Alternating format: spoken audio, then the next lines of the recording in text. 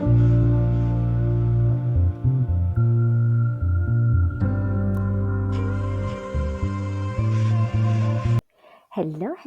beautiful people. Welcome to my channel. My name is Sue on Chat to Sue, the channel where we talk about stuff that we need to talk about. I'm so sorry that I wasn't around for a bit. Life happens. And yeah, I'm back and I'm so happy to be here. Now, today's topic is narcissistic abuse. What is narcissistic abuse? Well, narcissistic abuse is emotional, psychological, and sometimes physical mistreatment.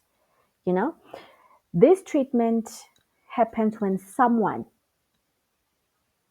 interacts with a person who has narcissistic traits or narcissistic personality disorder. So let's not confuse the two, right? The disorder is diagnosed by a psychiatrist or a psychologist, right? That would have had this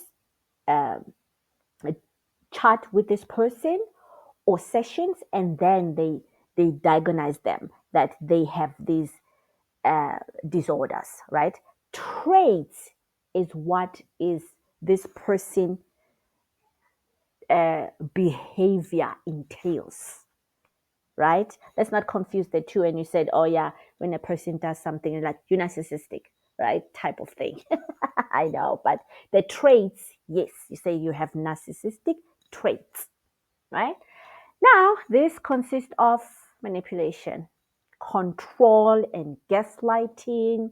This person will gaslight you and you end up denying your reality, right? For an example, you saw a green bird flying off and you say, oh no, it was an orange bird. But I know what I saw. It was a green bird. Oh no, it was an orange bird. It was an orange bird that was flying past, right? So it will be that back and forth until you are so exhausted, like, yeah, whatever, it was a blue bird, whatever you say, right? So, and they would manipulate you to a point where you just don't know what the heck is going on in your life, right? Lack of empathy, And I remember before I understood what narcissism was, my dad will gaslight us with my mom, right? And my mom sometimes will be very sick. There was one time when she was really sick and my dad just laughed, like literally left her being sick like that, right? And couldn't give a damn. And I was sitting there, I'm like, but you're married to this guy. I remember saying to my mom, why is he not taking care of you, his wife? But when he is sick, right, we all have to congregate around him and take care of him. Mina, eventually I was like, no, I'm not doing this. If he's sick, his wife will take care of him. Mina, I get it again. Because then why is this one-sided? Why, when he's sick, we have to congregate around him and take care of him, but when you are sick, he leaves and go wherever, right? Anyway, yeah. So we've got Dr. Grande, who is so great to explain things, right? And he's gonna talk to you more about narcissistic abuse. So please also follow Dr. Grande. He's really great. And the video that I have posted is short. I have cut it because it was very long. So I'll put the link down below for you to listen to it if you wanna listen to it, the whole thing, right? Here we are. Welcome to my scientifically informed insider look at mental health topics. If you find this video to be interesting or helpful, please like it and subscribe to my channel. Hello, this is Dr. Grande. Today's question is, what is the nature of narcissistic abuse? And another question I'll be answering here is, what are the types of narcissistic abuse?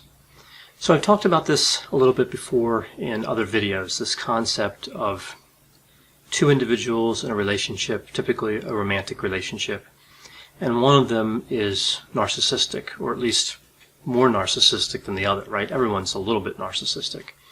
And this narcissism exhibits in a way, it manifests in a way where it causes destruction in the relationship. So narcissistic abuse, this type of abuse, is real, and it oftentimes overlaps with other types of abuse. It rarely occurs in isolation. I wouldn't expect to see that, but it could happen. I have been in situations where I've seen couples where the only type of abuse that took place was narcissistic abuse, but again, I wouldn't expect to see that too often. So when we talk about this construct of narcissistic abuse throughout this video, I'm going to be using an example of, again, a romantic relationship, and for this particular example, a man and a woman in a romantic relationship where the man has narcissistic traits and the woman is the one being abused. Only because this is really the most common way I see this. Of course it does happen other ways. That's just what I'm going to use to keep this simple and to try to stay on target without demonstrating each type of possible situation each time. Alright, so for this video, a woman who's the victim of abuse and a man who's narcissistic. So to understand narcissistic abuse, we first have to take a step back and understand romantic relationships. Now this is going to sound a little peculiar when I first say this, how I conceptualize romantic relationships, but it's going to make sense when I explain it. So romantic relationships are like car accidents. How's that for kind of a cheerful analogy there? Romantic relationships are like car accidents, and here's what they have in common with car accidents. The blame is variable, right? Many factors can contribute. So let's consider a few different scenarios and how the blame can divide up. Say that you're at a traffic light in your car, and the light turned red maybe 15 seconds ago, 20 seconds ago. You pull up to it, and then 5-10 seconds later, light's still red, and somebody drives into the back of your car. You don't know exactly who's at fault. Somebody could have pushed that car in, that driver could have had some sort of medical emergency and drove into you. But one thing you do know is it's not your fault, right? You're at the traffic light, you're stopped, that's lawful, your brake lights are working, your car's in working order. So that's one of those situations where you know that you're not to blame. And you could presume most of the time that the car that hit you, the driver of that car, is 100% to blame. But again, you don't know that for sure. Now, other types of car accidents get a little more murky, right? A little more fuliginous in terms of who's at fault. So several factors come together and there's partial responsibility. So consider a situation where there's an intersection and someone stops their vehicle 2 feet over the line. So they're creeping the front of their car out into the intersection by 2 feet. Now, illegal, yes. Dangerous, certainly. But most people, if that car is only coming out 2 feet, most people driving the other way through the intersection could just move over a little bit. And maybe they wouldn't even have to not be involved in a collision with that car. But let's say there's a driver coming the other way who's looking at their cell phone, and they don't see that the car came out 2 feet into the intersection, and they hit the front of the car. So really, blame can be divided there, right? Because yes, stopping past the line was illegal and dangerous, but looking at your phone while you're driving, that's illegal and dangerous too. Now, some situations, some car accidents occur because people fail to learn, right? There's another example where the blame is divided up. So you're driving on a 2-lane road, and you're in the passing lane, and you come up to a car who's in the right lane, and you see before you get up alongside that car that the car is swerving over the line, right? So maybe running into the shoulder, and then coming out into your lane, and back and forth. But you pull up beside them anyway, and they sideswipe you. So this is really just a failure to learn. You knew they were driving all over the place, and yet you chose to pull up alongside them. So really, in a sense, you were hoping they were going to change. You thought maybe when you got up beside them, they would see your car, and they would no longer swerve, right? And I've seen this happen driving a few times during my life, where somebody's doing that, they're swerving, and somebody pulls right up alongside them anyway, and they get hit. And sometimes, most of the time, they don't because the person sees that car, and they stop swerving. But still, it's a failure to learn. It's not a good idea to pull up alongside a car where there seems to be erratic driving. So this is how romantic relationships and car accidents are similar. So with that in mind, I'm going to talk about 4 types of narcissistic abuse. And you could divide up narcissistic abuse into many different types. You could say there's 2 types, 3 types, or 10 types. There's a lot of different options, but I'm going to go over 4 types here of narcissistic abuse. So the first type of narcissistic abuse I'll cover here is exposure. I think most people who've been in a relationship with someone who's narcissistic can relate to this, right? This one's a fairly basic type of abuse. So you're in a relationship and the person's narcissistic, and they're narcissistic to other people. So they're arrogant, they're condescending, there's a sense of entitlement, right? They go into a restaurant and they demand to be seated in the best place in the restaurant. They demand to see like a secret menu, something like that, right? They want something special served to them.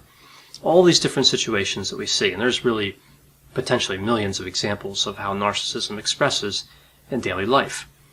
So, in a sense, and this is a mild form of abuse, but it's kind of abusive because you're hanging around them, right? It's feeling embarrassed. You're feeling embarrassed because of what they're doing, and then you're related to them in some way, right? Married to them or whatever, and it's just humiliating because they keep engaging in these behaviors that draw negative attention to themselves, and you're right there. So a low-grade abuse, because of course you could walk away, you don't have to sit right there, but just because people know you're associated with that person, it's embarrassing, and again, just a really mild form of abuse. I would expect that almost anybody could detect this type of subtle abuse, this type of mild abuse, and make a decision about what they want to do. Do they want to walk away? Do they want to talk to the narcissist and say, you can be arrogant, but not around me? A lot of options, and again, just kind of the lowest type of abuse. So moving to the second type, this gets much more serious, and this is direct abuse. So this is when somebody yells, screams, says derogatory remarks, insults. This is not subtle. This, of course, has a fairly pronounced overlap with physical abuse. So just like with the exposure abuse, someone who's engaging in direct abuse, this is fairly obvious. Somebody knows when they're being yelled at. Somebody knows when somebody's insulting them. So there's no subtlety here. It's easily detectable. But still, just like the first one, it could be a product of narcissism. Narcissism could be the reason that these types of abuses are occurring. The third type of narcissistic abuse is really the most common. And when people use the term narcissistic abuse, oftentimes this is what they're really talking about. This is the most discussed on YouTube. And this is insidious abuse, manipulation, right? So if we think about the characteristics of narcissism, and we think about what symptoms, what characteristics really lead to abuse. Sense of entitlement, well, I talked about that before, maybe a little bit. Envy, I could see that sometimes. Being arrogant, sometimes. Lying, deceitfulness, again, I think some of the time it could. But a lot of times we're thinking of manipulation. We're talking about manipulating another person, tricking another person, making them feel guilty, all these different things to gain something for some purpose. That's really again, I think, the most discussed type of narcissistic abuse. And we see subtypes under that, right? Like gaslighting, when somebody tries to convince you that you're the problem in a relationship, or that your thinking's not clear, or your memory is fading, or your abilities are fading, or something like that.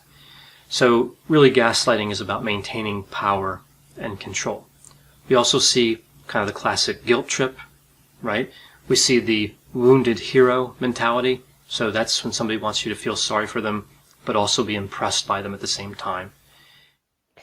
There you are, parents. Yeah, it is very disturbing, really, being in a narcissistic abuse, because it's very subtle and you don't see it until you are there longer in a relationship and you're like, oh my gosh, where am I? What's happening here? Right? So, yeah, thank you to Dr. Grande. Please like, share, subscribe, and also follow Dr. Grande. The video, as I've indicated, is a short version. The longer version, I'll put the description below. Thank you so much for your support. Please like, share, and subscribe. Till we meet again. Much love. Bye.